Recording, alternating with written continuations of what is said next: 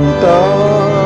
đang trong rung bari haki sentur jongki pilgrim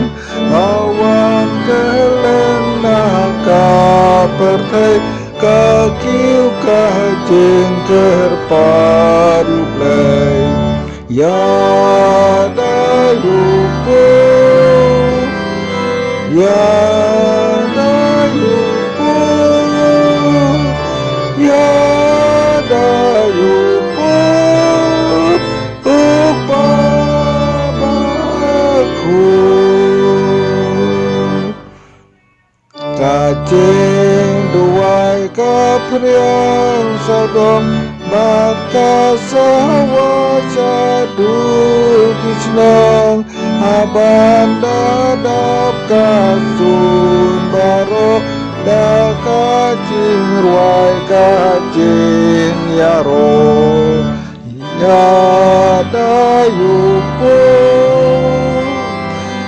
ya dayupu ya dayupu upamaku bát kirimeng baro kelen kia dua utrai kibne ya kabalang baun yada badya unong ya halam jongkam ya dayupu ya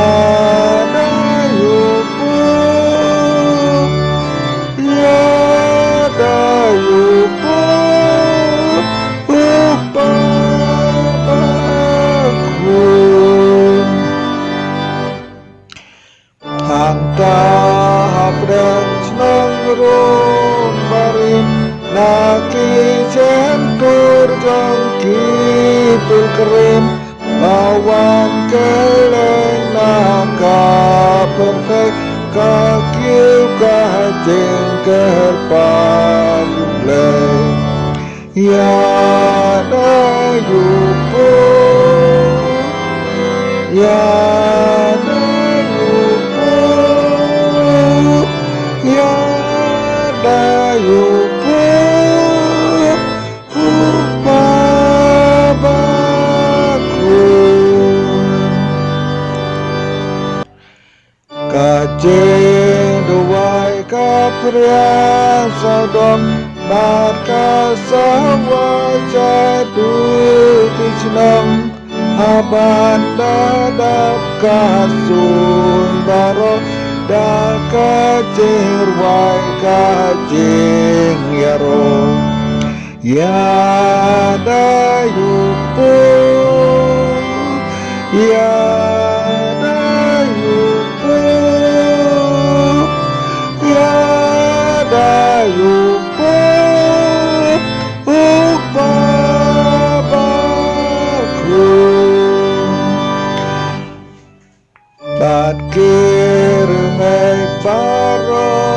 keleng kia dua utrai kibne ya kabalang baun yada badya unong ya halam jongkam ya dayupu ya